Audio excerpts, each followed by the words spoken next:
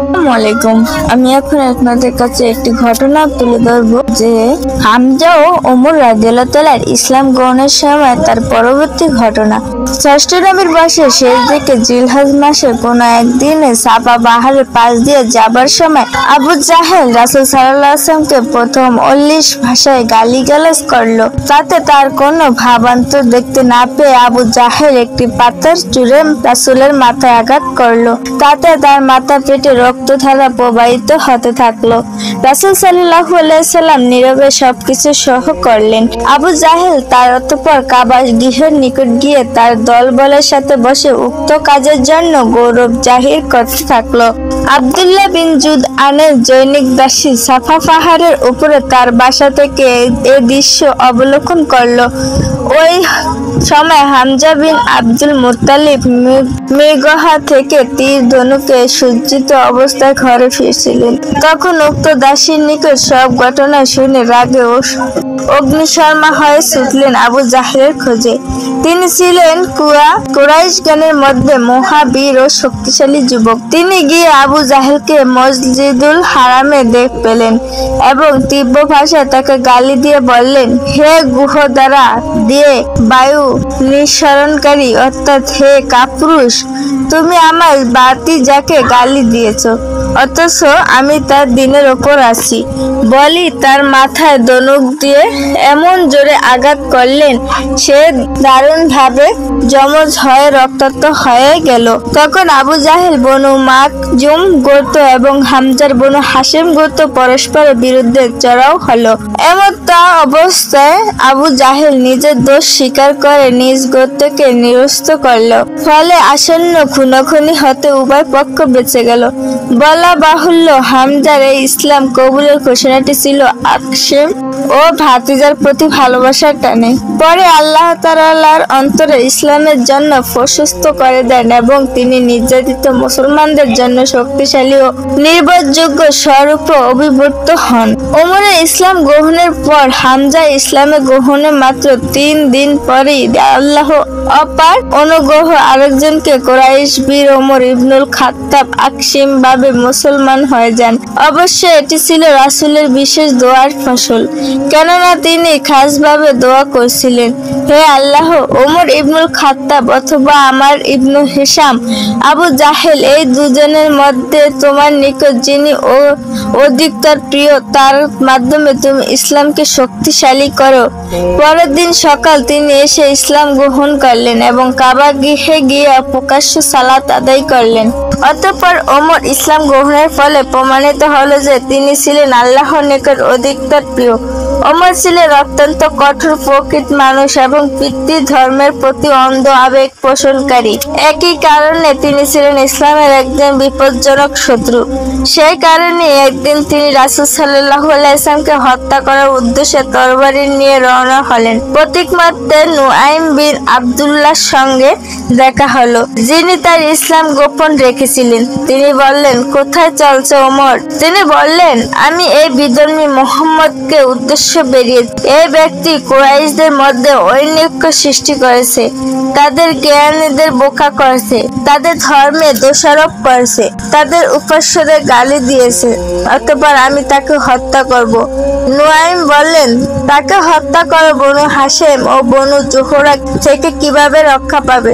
ওমর বললেন, তুমি দেখছি পূর্বপুরুষের ধর্ম পরিত্যাগ করে বেদিন হয়ে গেছো। নুআইম বললেন, আমি কি তোমাকে একটি আশ্চর্যজনক ঘটনা দেব না? ওমর বললেন, কি খবর? নুআইম বললেন, তোমার বোন ও ভগ্নিপতি বেদিন হয়ে গেছে এবং তারা তোমার ধর্ম পরিত্যাগ করেছে। এতে ওমর আত্মসম্মানে ঘা লাগছে এবং তোদে অগ্নিশর্মা হয়ে বোনের বাড়ির দিকে ছুটলেন। হযরত খাব্বাব ইবনুল আরত ওই সময় ঘরের মধ্যে গোপন স্বামী স্ত্রী কোরআনের সূরা তোহা এর তালিম দিচ্ছিলেন। ওমরের পদশব্দে হতচকিত হয়ে তিনি ঘরের এক কোণে লুকিয়ে যান। ওমর ঘরে ঢুকে বললেন, শুনলাম তোমরা দুজন বেদিন হয়ে গেছো। ভগ্নিপতি সাঈদ বললেন, হে ওমর, যদি যদি আপনার ধর্ম ছাড়া অন্য ধর্মের সত্য নিহিত থাকে তবে সে বিষয়ে আপনার রায় কি? একথা শুনে ওমর তেলে বেগুনে জ্বলে উঠে ভগ্নিপতির ওপর ঝাঁপিয়ে পড়লেন এবং ওই তাকে নির্মমভাবে প্রহার করতে থাকলেন। তখন বোন ফাতেমা তাকে স্বামী থেকে পৃথক করে দিলেন। এতে ওমর ক্ষিপ্ত হয়ে বোনের গালে জোরে চপটাঘাত করলেন। তাতে ভোরের মুখমণ্ডল রক্তাক্ত হয়ে গেল। সঙ্গে সঙ্গে বোন তেজস্বী কণ্ঠে বলে উঠলেন, হে ওমর, তোমার ধর্ম ছাড়া যদি অন্য ধর্ম সত্য থাকে বলে তিনি স্বেচ্ছা কণ্ঠে কালেমায়ে শাহাদাত উচ্চারণ করলেন। আর কি বললেন, আমরা ইসলাম কবুল করেছি এবং আমরা আল্লাহ ও তার রাসূলের উপর ঈমান এনেছি। এক্ষণে তোমার যা খুশি করো। বোনের রক্তাক্ত চেহারা দেখে এবং তার মুখ ওই দীপ্ত সাক্ষ্য শুনে ওমরের মধ্যে ভাবান্তর দেখা দিল। তিনি লজ্জিত হলেন, দয়াদ্র কণ্ঠে বলেন, তোমাদের কাছে পুস্তিকাটা আছে, ওটা আমাকে একটু পড়তে দাও। বোন সরস বললেন, তুমি অপবিত্র, কি কিতাব পবিত্র ব্যক্তি ভিন্ন স্পর্শ করতে পারে না, ওঠো গোসল করে এসো। ওমর তাই করলেন। অতঃপর কোরআনের উক্ত খণ্ডটি হাতে নিয়ে তোহা সূরা পড়তে শুরু করলেন। যখন 14তম আয়াত পাঠ করে বললেন, নিশ্চয়ই আমি আল্লাহ, আমি ব্যতীত আর কোনো ইলাহ নেই, অতঃপর তুমি আমার ইবাদত করো এবং আমার স্মরণে সালাত আদায় করো। এই আয়াতে পাঠ করে ওমর যখন বলে উঠলেন, কতই না সুন্দর, কতই না মর্যাদাপূর্ণ এই বাণী, তোমরা আমাকে মুহাম্মাদে কোথায় বাঙ্গলে দাও। ওমরের কয় কথা শুনে খাব্বাব গোপনে স্থান থেকে তরিক্ষা বেরিয়ে এসে বললেন, সুসংবাদ গ্রহণ করো হে ওমর। আমি আশা করি কত সুসংবাদ গ্রহণ। আমি আশা করি বৃহস্পতিবার রাতে আল্লাহ রাসূল যে দোয়া করেছিলেন তা তোমার শানেই কবুল হয়েছে। চলো। আল্লাহ রাসূল সাফা পাহাড়ের পাদদেশের বাড়িতে অবস্থান করেছেন। যথাসময়ে কোষবদ্ধ তরবারি সহ ওমর সেখানে উপস্থিত হলেন। তাকে তরবারি সহ দেখে হামজা রাদিয়াল্লাহু তাআলা এর নেতৃত্বে সবাই তাকে মোকাবিলার জন্য প্রস্তুত হয়ে গেলেন। হামজা সবাইকে আশ্বস্ত করে বললেন, তাকে সচ্চদানে আসতে দাও। যদি সে সচ্চিদা নিয়ে এসে থাকে তাহলে ভালো, নইলে তরবারি দিয়ে তার ফায়সালা করা হবে। অতঃপর রাসূল সাল্লাল্লাহু আলাইহি ওয়াসাল্লাম ভিতর থেকে বেরিয়ে এসে ওমরের জামার কলার বা তরবারি খাপ ধরে জোরে টান দিয়ে বললেন, ওলীদ বিন মুগিরা মতো অপ্রশস্ত শাস্তিপ্রাপ্ত না হও পর্যন্ত কি তুমি বিরত হবে না? অতঃপর আল্লাহর নিকট প্রার্থনা করে বললেন, হে আল্লাহ, এই যে ওমর, হে আল্লাহ, তুমি ওমর ইবনুল খাত্তাবের মাধ্যমে ইসলামের শক্তি বৃদ্ধি করো। এই দোয়ার প্রভাব ওমরের উপর এমন ভাবে পড়েছে যে তিনি সঙ্গে সঙ্গে বলে উঠলেন, আমি সাক্ষ্য দিচ্ছি যে আল্লাহ ব্যতীত কোনো উপাস্য নেই এবং আপনি অবশ্যই আল্লাহর রাসূল। সাথে সাথে তিনি ইসলাম কবুল করলেন। সুবহানাল্লাহ। এমন রাসূল সাল্লাল্লাহু আলাইহি ওয়াসাল্লাম গৃহবাসী সাহাবীগণ এবং জোরে তাকবীর ধ্বনি করলেন যে মসজিদুল হারাম পর্যন্ত সেই আওয়াজ পৌঁছে গেল। ওমরের ইসলাম পরবর্তী ঘটনায় ইসলামে কবুলের পরে তিনি ইসলামের সবচেয়ে বড় দুশমন আবু জাহেল গৃহ গমন করলেন এবং তার মুখের ওপর বলে দিলেন, হে আমি তোমার কাছে এসেছি এই খবর দেওয়ার জন্য যে আমি আল্লাহ তার রাসূল মুহাম্মদের ওপর ঈমান এনেছি এবং তিনি যে শরীয়ত এনেছে আমি তা সত্য বলে জেনেছি। এ কথা শুনে আবু জাহেল সরস তাকে গালি দিয়ে বলে উঠল, আল্লাহ তোমার মন্দ করুন, তুমি যে খবর নিয়ে এসেছো তা মন্দ করুন। অতঃপর তার মুখের ওপর দরজা বন্ধ করে ভিতরে চলে গেল। এরপর ওমর গেলেন সে সময় সেরা মিডিয়া জামিল বিন মাওয়ার আল জামির কাছে। তাকে বললেন, হে আমি মুসলমান হয়ে গেছি। সে ছিল কুরাইশ বংশের সেরা ঘোষক এবং অত্যন্ত উচ্চ কণ্ঠের অধিকারী। গুরুত্বপূর্ণ কোন সংবাদ তার মাধ্যমে সর্বত্র প্রচার করা হতো। ওমর রাদিয়াল্লাহু তাআলা এর মুখ থেকে তার ইসলাম গ্রহণের সংবাদ শোনা মাত্রই সে বেরিয়ে পড়ল আর চিৎকার করে দিয়ে সবাইকে সঙ্গী শুনতে থাকলো। খাত্তাবের বেটা বিধর্মী হয়ে গেছে। ওমর রাদিয়াল্লাহু তাআলা তার পিছনে ছিলেন। তিনি বললেন, সে মিথ্যা বলছে, বরং আমি মুসলমান হয়েছি। এ কথা শোনা মাত্র চারদিক থেকে লোক জমা হয়ে গেল এবং সকালে ওমরের উপর ঝাঁপিয়ে পড়ে গণপিটুনি শুরু করলো। এই মারপিট দুপুর পর্যন্ত চলল এবং এই সময় কাফিরদের উদ্দেশ্যে ওমর বলেন, আমরা সংখ্যায় 300 পুরুষ হতাম তবে দেখতাম এরপর মক্কায় তোমরা থাকতে না, আমরা থাকতাম। এই ঘটনার পর নেতারা ওমরকে হত্যা করার উদ্দেশ্যে তার বাড়ি আক্রমণ করার সিদ্ধান্ত নিল। ওমর রাদিয়াল্লাহু তাআলা ঘরের মধ্যে ছিলেন। এমন সময় তাদের গোত্রের সঙ্গে সন্ধিসূত্র আবদ্ধ বনু হাশম গোত্রের জনৈক নেতা আছে ইবনে ওয়াইল সাক্ষী সেখানে হুশে উপস্থিত হলেন। ওমর রাদিয়াল্লাহু তাআলা তাকে বললেন, হে, আমি মুসলমান হয়েছি বিদায় আপনার সম্প্রদায় আমাকে হত্যা করতে চায়। তিনি বলে উঠলেন, কখনই তা হবার নয়। বলে তিনি সোজা হয়ে গেলেন জনতার ভিড়ের সামনে। জিজ্ঞাসা করলেন, তোমরা এখানে জটাল করছো কেন? তারা বলল, ইবনুল খাত্তাব বিধর্মী হয়ে গেছে। তিনি বললেন, যাও, সেখানে যাবার কোনো প্রয়োজন নেই। তার কথা শুনে লোকেরা ফিরে গেল। এরপর ওমর রাদিয়াল্লাহু তাআলা রাসূলের খিদমত হাজির হয়ে বললেন, হে আল্লাহর রাসূল, আমরা কি হোক আর উপায় নেই? তিনি বললেন, হ্যাঁ, যার হাতে আমার জীবন তার কসম করে বলছি, নিশ্চয়ই তোমার সত্যের ওপর আজ যদি তোমরা মৃত্যুবরণ করো কিংবা জীবিত থাকো। তখন ওমর বললেন, তাহলে লুকিয়ে থাকার কি প্রয়োজন? যিনি আপনাকে সত্য সহকারে প্রেরণ করেছেন তার কসম করে বলছি, অবশ্যই আমরা প্রকাশ্য বের হব। অতঃপর রাসূলকে মাঝখানে রেখে দুই সারির মাথায় ওমর ও হামজার নেতৃত্ব মুসলমানগণ প্রকাশ্য মিছিল সহকারে মসজিদুল হারামে উপস্থিত হলেন। বনু হাশিম ও বনু মুত্তালিব গোত্রের প্রতি আবু তালিবের আহ্বান। হামজা ও ওমর রাদিয়াল্লাহু তাআলা এর পর মুসলমান হয়ে যাওয়া কুরাইশরা দারুণভাবে ক্ষিপ্ত হয়ে উঠলেন।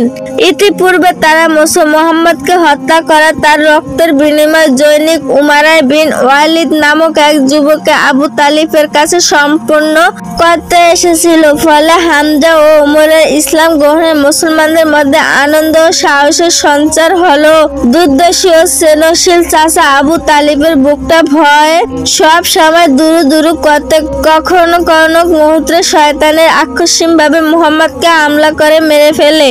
দুর্দর্শী ও স্নেহশীল চাচা আবু তালিব সব দিক ভেবে একদিন স্কাই ও প্রবৃত্তমায় আবদ্ধ মুনাফিকের দুই পুত্র হাশেম ও মুত্তালিব বংশধরগণ একত্রিত করলেন। অতঃপর তাদের সামনে বললেন, হে, এতদিন আমি এককভাবে ভাতিজা মুহাম্মদের তত্ত্বাবধান করেছি, কিন্তু এই চরম বার্ধক্য ও প্রচন্ড ভৈরী পরিবেশে আমরা পক্ষ এভাবেই এককভাবে তার মুহাম্মদের নিরাপত্তা বিধান করা সম্পূর্ণ পর নয়।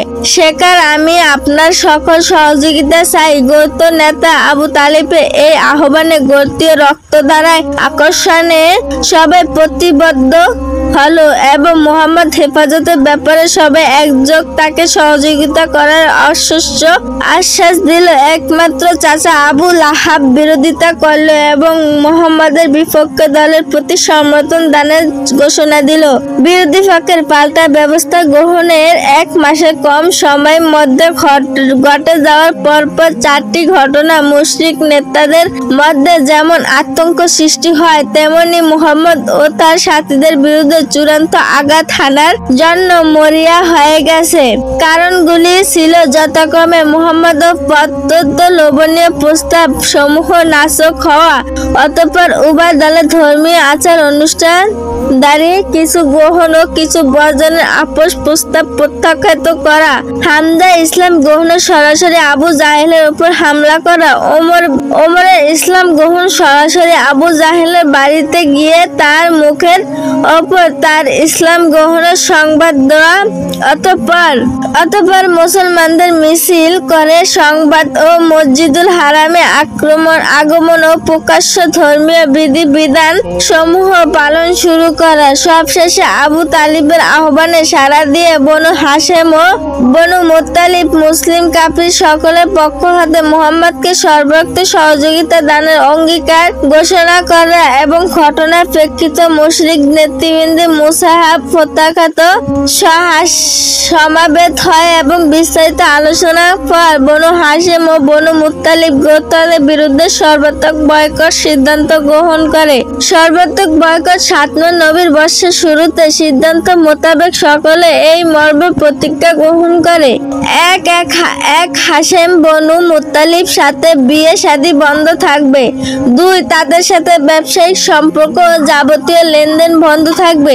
3 তাদের সাথে উঠা বসা মেলামেশা কথাবার্তা ও মুহাম্মদকে তাদের বাড়িতে যাতায়াত করবে যতদিন না তারা মুহাম্মদের হত্যার জন্য তাদের হাতে 2 হাত তুলে ধরবে। 7ম নবীর বর্ষে 1লা মুহররমের রাতে সম্পাদিত উক্ত অঙ্গীকার পত্রটি কাবা গৃহের ভিতরে টাঙ্গিয়ে রাখা হলো। উক্ত অঙ্গীকারনামার লেখক বুগায়েজ বিন আমির বিন হাশেম এর প্রতি আল্লাহর রাসূল সাল্লাল্লাহু আলাইহি ওয়াসাল্লাম বদদুয়া করেন, ফলে তার হাতটি পক্ষাঘাতগ্রস্ত হয়ে যায়। শেষভাবে আবু তালিব 3 বছর উপরোক্ত অন্যায় চুক্তি সম্পাদনের ফলে বনু হাশেমের ও বনু মুত্তালিবের উপর গোত্র আবার বৃদ্ধ বর্ণিত নিরাদ্দুন কষ্টের সম্মুখীন হলো।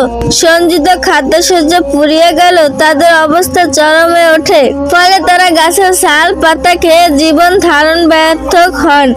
নারী ও শিশু ক্ষুধায় উত্তৃষ্ণে উচ্চস্বর ক্রন্দন করতে থাকে। তাদের বিনন্দন ধ্বনি ঘির সংকটের বাহিরে লোকেরা শুনতে পেত, ফলে কেউ কেউ অতি সংগোপনে তাদের কাছে খাদ্য পৌঁছাতো। একবার হাকিম বিন হেজাম শিকার ফুফু খাদিজা রাদিয়াল্লাহু তাআলার নিকট গম পৌঁছাতে গিয়ে আবু জাহেলের হাতে ধরা পড়ে যান, কিন্তু আবুল বুকতারির হস্তক্ষেপে অবশেষে সমর্থ হন। হারামের 4 মাস ব্যতীত অবরুদ্ধ গোত্রদ্বয়ের লোকেরা বের হয়ে পড়তে পারত না। অবশ্য সেসব কাফেলা বাইরে থেকে মক্কায় আসতো, তাদের কাছ থেকে প্রয়োজনীয় খাদ্যশস্য ক্রয়ের বাধা ছিল না, কিন্তু সে ক্ষেত্রে মক্কায় ব্যবসায়ীরা জিনিসপত্রে এমন চড়া মূল্য নির্ধারিত করে দিয়েছিল সে তার ক্রয় করা প্রায় অসম্ভব ছিল। অন্যদিকে আবু তালিবের দুশ্চিন্তা ছিল রাসূলের জীবন নিয়ে। রাতের বেলায় সকলে শুয়ে যাওয়ার পর তিনি রাসূলকে উঠিয়ে এনে তার বিশ্বস্ত নিকটীয় সাথে বিছানা বদল করতেন, যাতে কেউ তাকে অপহরণ করে নিয়ে যাওয়ার সুযোগ না পায়। উক্ত কঠোর অপরাধ চলাকালীন সময়ে হজের মৌসুম রাসূল সাল্লাল্লাহু আলাইহি ওয়াসাল্লাম বহির্দেশ থেকে আগত কাফেলা সমূহের তাঁবুতে গিয়ে তাওহীদের দাওয়াত দিতেন। ওদিকে আবু লাহাব তার পিছে গিয়ে লোকেদের তার কথা না শোনার জন্য বলতো। অঙ্গীকারনামা ছিন্ন বয়কটের সমাপ্তি প্রায় 3 বছর পূর্ণ হতে চলল। ইতিমধ্যে মুশরিকদের মধ্যে অসন্তুষ্ট ও বিদ্বেষ প্রকাশ্য রূপ নিল। যারা এই অন্যায় চুক্তিনামার বিরোধী ছিল তারা ক্রমে সংগঠিত হতে থাকলো। বনু আমির বিন লুয়াইয়া গোত্রের হেশাম বিন আমরের উদ্যোগে জোহেব বিন আবি উমাইয়া মুতিম বিন আদি সহ 5 জন নেতৃত্বের ব্যক্তি হায়াজুন নামক স্থানে বসে সে ব্যাপারে একমত হন এবং তাদের পক্ষে জোহায়েব কাবা গৃহে তাওফার শেষ প্রথম চরাচরি আবু জাহেলের মুখের উপর উক্ত চুক্তিনামা ছিঁড়ে ফেলার হুমকি দেন। সাথে সাথে বাকি 4 জন পরপর তাকে সমর্থন দেন। আবু জাহেল বলল, বুঝেছি, তোমরা রাতের বেলা অন্যত্র পরামর্শ করে এসেছো। ওই সময় আবু তালিবের কাবা চত্বরে হাজির হলেন। তিনি কুরাইশের নেতাদের উদ্দেশ্য করে বললেন, আল্লাহ তার রাসূলের তোমাদের চুক্তিনামার সম্পর্কে অবহিত করে যে, হে আল্লাহ এই অঙ্গীকার পত্রে তোমার উপরে কিছু কীট প্রেরণ করেছেন, অতঃপর তারা এর মধ্যকার যাবতীয় অন্যায় বয়কট ও অত্যাচারমূলক কথাগুলো খেয়ে ফেলছেন, কেবল আল্লাহর নামগুলি ব্যতীত। অতঃপর আবু তাবালেব নেতৃত্ববৃন্দকে উদ্দেশ্য করে বললেন, যদি তার কথা মিথ্যা প্রমাণিত হয় তাহলে তোমাদের ও তার মধ্যে থেকে আমরা সরে দাঁড়াবো, আর যদি তার কথা সত্য প্রমাণিত হয় তাহলে তোমরা আমাদের প্রতি বয়কট জুলুম থেকে ফিরে যাবে। আবু তালিব এক সুন্দর প্রস্তাবে সকলে সম্ময়ের স্বরে বলে উঠলেন, আপনি ইনসাফের কথাই বলছেন। ওদিকে আবু জাহেল ও মুতাইম এবং অন্যান্য মধ্যে 22 বাগযুদ্ধ শেষ পর্যায়ে মুকিতুম বিন আদি কাবা গৃহ প্রবেশ করে অঙ্গীকার নামটি ছিঁড়ে ফেলার উদ্দেশ্যে বাহিরে নিয়ে এলেন। দেখা গেল যে সত্যই তার সব লেখাই পোকায় খেয়ে ফেলেছে। কেবলমাত্র বিস্মিকা আল্লাহুম্মা, আল্লাহ তোমার নামে শুরু করেছি বাক্যটি এবং অন্য স্থানে আল্লাহর নামগুলি ব্যতীত। এভাবে আবু তালিবের মধ্যে পুরোহিত রাসূল প্রাপ্ত ওহীর সংবাদ সত্য ও পরিণত হলো। কুরাইশদের নেতৃত্বের অবাক বিস্ময় তা অবলোকন করলো। অতঃপর অঙ্গীকার নামটি মুত্তাইম সর্বক্ষমে ছিঁড়ে ফেললেন এবং এভাবে যথারীত বয়কট অবসান ঘটলো। ঠিক 3 বছরের মাথায় 10 নবীর বর্ষে মুহররমের মাস।